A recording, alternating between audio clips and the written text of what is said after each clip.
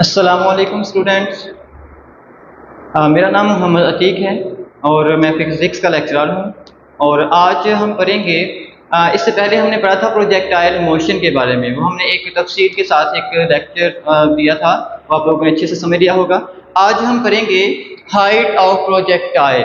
कि आपने देखा होगा कि जब हमने प्रोजेक्टाइल मोशन पढ़ा था उस वक्त जो बॉडी है वो इस तरह से हाइट पर जाती है, इस तरह से यहाँ से इस जगह पर हम थ्रो करते हैं, फेंकते हैं। उसकी जो हाइट होती है यहाँ से लेकर यहाँ तक जो हाइट है, आज हम ये फाइंड करेंगे कि इसकी हाइट फाइंड करने के लिए हमारे पास कौन सा फार्मूला हो सकता है। ठीक है, तो बेसिकली आज हमने फाइंड क्या करना है कि हमने यहाँ से हाइट फाइंड करनी है कि आपका जो प्रोजेक्टाइल है, जो आपने कोई चीज़ फेंकी है, वो कितनी मैक्सिमम हाइट तक जाती है, वो हम कैसे फाइंड कर सकते हैं। उसके लिए हम फार्मूला जो है वो डिराइव करेंगे। ठीक है जी। तो आज सबसे पहले है, टॉपिक का नाम क्या है, हाइट ऑफ प्रोजेक्टाइल मोशन। बहुत इजी है, आराम से उनके साथ समझेंगे आप लोग जी।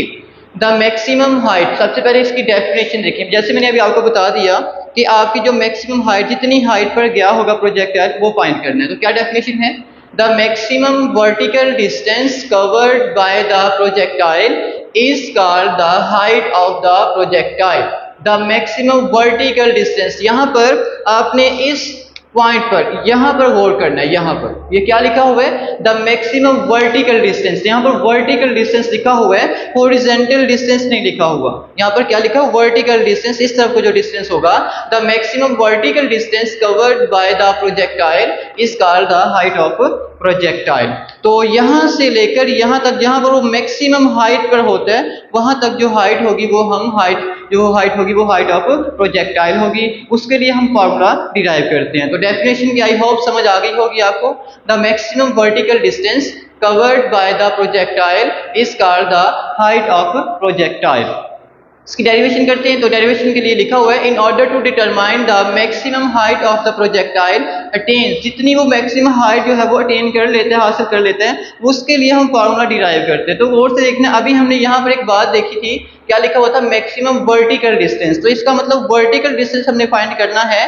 तो इसका मतलब ये हुआ कि यहाँ पर हम जितनी भी चीजें लेंगे वो वर्टिकली लेंगे, हॉरिजॉन्टल में हम यहाँ पर कोई चीज नहीं लेंगे। तो यहाँ पर हम थर्ड इक्वेशन ऑफ मोशन जो है वो यूज करेंगे। वो क्या है, 2asvf² - vi²। अब कुछ स्टूडेंट के जहन में आ जाता है कि हम ये थर्ड इक्वेशन ऑफ मोशन ही क्यों यूज कर रहे हैं, सेकंड इक्वेशन भी है हमारे पास, फर्स्ट इक्वेशन ऑफ मोशन भी है, वो यूज क्यों नहीं की हमने। तो याद रखें, फर्स्ट इक्वेशन ऑफ मोशन क्या होती है, वो है vf = vi + at, और सेकंड थी s = vit + ½ at²। ये थी, ये फर्स्ट इक्वेशन ऑफ मोशन थी ऊपर वाली, और ये सेकंड इक्वेशन ऑफ मोशन थी। देखें, हमने तो फाइंड करनी है हाइट फाइंड करने के लिए हमें क्या क्या चाहिए होता है, हमें vi, यहाँ पर देखें vf, यहाँ पर हाइट मतलब डिस्टेंस या हाइट का कहीं पर भी जिक्र नहीं है। तो इसका मतलब हम ये पहले वाली तो यूज नहीं कर सकते। अब सेकंड इक्वेशन देखिए, सेकंड इक्वेशन में h हाइट मौजूद है, मतलब s है। तो इसके ऊपर मैंने आपको बताया था कि जब हम हाइट की तरफ ले जाते हैं तो s को हम h लिख सकते हैं, हाइट वर्टिकली। तो यहाँ पर vi भी हम यहाँ पर लिख सकते हैं, लेकिन t अब हमें नहीं पता कि उसने यहाँ तक जाने के लिए कितना टाइम लिया, उसके लिए हमारे पास कोई फार्मूला मौजूद नहीं है। तो इसलिए हम सेकंड इक्वेशन ऑफ मोशन भी यूज नहीं करेंगे। तो या तो हम पहले टाइम के लिए जो फार्मूला डिराइव करते हैं वो फाइंड कर लें, टाइम ऑफ फ्लाइट का, फिर ये यूज कर सकते हैं। तो इससे पहले क्योंकि हम थर्ड इक्वेशन यूज इजीली कर सकते हैं, तो ये हम इजीली जो है वो यूज कर लेंगे। तो यहाँ पर थर्ड इक्वेशन ऑफ मोशन लिखा हुआ है, लिखिए 2as = vf² - vi²। अब आप लोग यहाँ पर मैंने एक पॉइंट बताया था, ये पॉइंट जो मेन पॉइंट है, मैक्सिमम वर्टिकल डिस्टेंस। तो इसका वर्टिकल डिस्टेंस लेना है हमने यहाँ तक, तो सारी चीजें आप लोगों ने वर्टिकली ही लेनी है। ठीक है, तो जैसे आप लोगों को पता है कि एक वेक्टर, आप लोग वेक्टर होते हैं उसका रिजॉल्व करते हैं उसे x कंपोनेंट और y कंपोनेंट में। इसी तरह से हमने यहाँ पर ये vi वेक्टर है आपका, जो vi इनिशियल वेलोसिटी, जो मतलब तो इनिशियल वेलोसिटी से फेंका था, इसको हमने दो कंपोनेंट में डिसॉल्व कर लिया, एक x कंपोनेंट और एक y कंपोनेंट। तो vi x कंपोनेंट क्या होगा, vi cos थीटा, और y कंपोनेंट क्या होगा वी आई साइन थीटा। तो यहाँ पर थीटा एंगल के साथ हमने यहाँ पर फेंका तो वर्टिकली सारी चीजें देखनी है। तो देखते हैं अब बॉडी मूव्स अपवर्ड, तो देखिए बॉडी जो है वो ऊपर की तरफ मूव कर रही है ना, तो यहाँ पर क्या होगा एक्सेलरेशन ए वाई। यहाँ पर ए वाई के बारे में सुन ले, मैंने आपको कहा था कि जब की बॉडी हम ऊपर की तरफ फेंकते हैं फ्रीली फॉल कर रही होती है उस वक्त जो उसका एक्सेलरेशन होता है वो ग्रेविटेशनल एक्सेलरेशन होता है, ठीक है। और ग्रेविटेशनल एक्सेलरेशन जो है वो जी होता है। और यहाँ पर ये नेगेटिव साइन क्यों आया, क्योंकि हमने बॉडी को ऊपर की तरफ फेंके। जब बॉडी नीचे से ऊपर की तरफ जा रही हो उस वक्त एक्सेलरेशन जो होता है वो यहाँ पर नेगेटिव होता है, ठीक है। आगे है V I Y V I sine theta, तो ये वर्टिकल कंपोनेंट है। इस जो वी आई है इसका वर्टिकल कंपोनेंट है, तो ये क्या होता है वी आई साइन थीटा। और एक्स कंपोनेंट क्या होगा वी आई कॉस थीटा।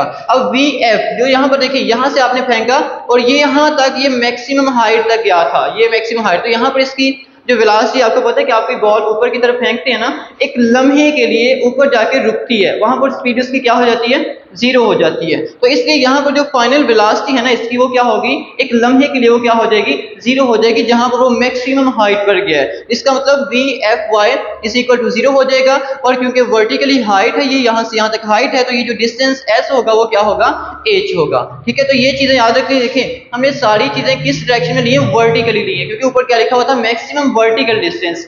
तो यहाँ से आपने वर्टिकल चीजें सारी लेनी है। अब ये सारी चीजों की वैल्यूज जो हैं इस इक्वेशन में हम पुट करते हैं। तो ये इक्वेशन मैंने दोबारा लिखी है। अब देखें 2a a की जगह पर क्योंकि वर्टिकल है तो a y, ठीक है। और s की जगह पर मैंने h लिख लिया और v f की जगह v f y, क्योंकि ऊपर की वर्टिकली हम ले रहे हैं, ठीक। उसके बाद v i y और वी आई वाई ये भी वर्टिकली है और एक वर्टिकली है। एक और बात यहाँ पर सुन ले, ये जो वी एफ था यहाँ पर ये इसकी मोशन जो वर्टिकली वेलोसिटी है ना वो बिल्कुल जीरो है। जैसे अभी मैंने आपको बताया कि एक लम्हे के लिए रुक जाती है बॉडी, तो उसके लिए वी एफ क्या होगी जीरो। तो यहाँ पर वैल्यूज पुट करते हैं। तो देखें ए वाई की जगह पर ये 2 ऐसे आ गया, ए वाई की जगह पर माइनस डी पुट किया और हाइट की जगह एच ऐसे आ गया। वी एफ वाई क्या था जीरो था, मैंने आपको बताया कैसे जीरो था। यहाँ पर जीरो पुट किया। वी आई वाई क्या था वी आई साइन थीटा। अब यहाँ पर वी आई साइन थीटा है तो यहाँ पर इसे सॉल्व कर लें, सिर्फ ये माइनस यहाँ पर आ जाएगा तो माइनस 2gh हो जाएगा। और यहाँ पर ये तो जीरो हो गया फैक्टर और इसको स्क्वायर ओपन करेंगे तो ये वी माइनस ऐसे आ गया V I square sine square theta और V I square sine square theta over G. H is equal to V I square sine square theta over G होगा। तो ये हमारे पास जो है हमने क्योंकि यहाँ से हाइट फाइंड करनी थी तो ये 2g इधर आगे क्या हो जाएगा डिवाइड हो जाएगा, सॉरी यहाँ पर ये आ जाएगा, यहाँ पर 2 भी साथ आएगा, यहाँ पर 2g। और ये जो माइनस है ये माइनस कहाँ गया, ये माइनस इस माइनस के साथ क्या हो जाएगा कट हो जाएगा। तो ये आपके पास आ जाएगी 2g, ये 2g इधर आके क्या होगा डिवाइड होगा। तो ये आपके पास आ गई है हाइट ऑफ प्रोजेक्टाइल। तो देखिए हाइट ऑफ प्रोजेक्टाइल हम कैसे फाइंड कर सकते हैं, अगर हमारे पास इनिशियल वेलोसिटी हो कि हम कितनी वेलोसिटी से किसी चीज को फेंक गए, ठीक है। और उसके बाद साइन थीटा, यहाँ पर एंगल भी हमें मालूम होना चाहिए कि किस एंगल से हमने फेंका है। अगर दो चीजें ये वाली और जी की आपको पता है कि वैल्यू ग्रेविटेशनल कांस्टेंट होता है, जी की वैल्यू आपको पता है कि 9.8 होती है। अगर हमें ये तीन चीजों का पता हो तो हम बता सकते हैं कि वो प्रोजेक्टाइल जो है वो कितनी मैक्सिमम हाइट पर जा सकता है। तो ये था आज का आपका टॉपिक जो कि हाइट ऑफ प्रोजेक्टाइल मोशन के बारे में है। आई होप कि आप लोगों को समझ आ गई होगी। अगर कोई क्वेश्चन है तो कमेंट बॉक्स में कमेंट कर सकते हैं। बहुत शुक्रिया।